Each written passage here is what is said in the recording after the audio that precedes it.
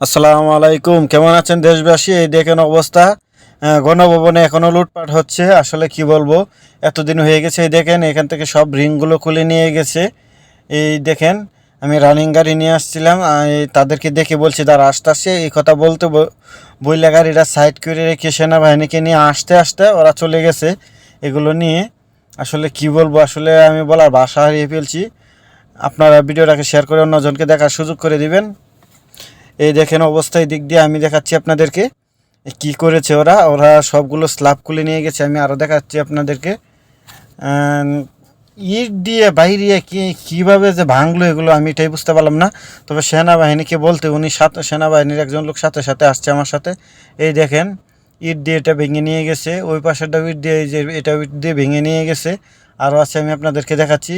ওই যে ওই পাশে ওইটিও ইট দিয়ে ভেঙে নিয়ে গেছে। এভাবে প্রায় 6-7টা ইট দিয়ে ভেঙে রডগুলো নিয়ে গেছে। এই যে সেনাবাহিনীর এই লোকটাকে বলতে উনি সাথে সাথে আমার সাথে চলে আসছেন। আইসারা উনি ধরতে পারেনি, এর আগে চলে গেছে।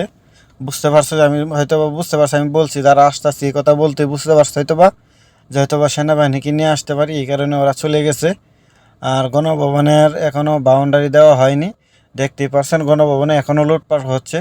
কারণ সেনাবাহিনী যেহেতু পুরো বাংলাদেশে ডিউটি করছে, এই তুলনায় সেনাবাহিনী একটু কম আছে। আনসার যেভাবে জায়গায় জায়গায় ছিল ওইভাবে সেনাবাহিনী নেই।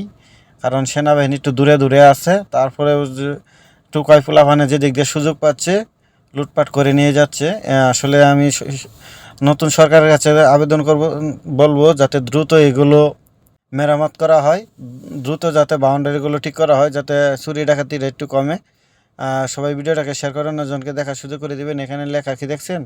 গবাদি পশুগুলো গণভবনে ফেরত দেওয়ার জন্য সবাইকে অনুরোধ করা হয়েছে, এখানে লিখিয়ে দিয়েছে। তাই সবাই ফেরত দিবেন। আর যারা কম্পিউটার, পিসি, ল্যাপটপ নিয়ে গেছেন, অনুরোধ করে বলছি সবাইকে এগুলো ফেরত দিবেন। কারণ এগুলোতে দেশের অনেক তথ্য আছে, এগুলো দেশের কাজে আসবে, আপনাদের কোনো কাজে না আসলেও। তাই সবাইকে অনুরোধ করে বলছি সবাই ল্যাপটপ, পিসি, কম্পিউটার এগুলো গণভবনে ফেরত দিবেন আশা করি। আর সংসদ থেকেও যারা নিয়েছেন এগুলো ফেরত দিবেন সবাই।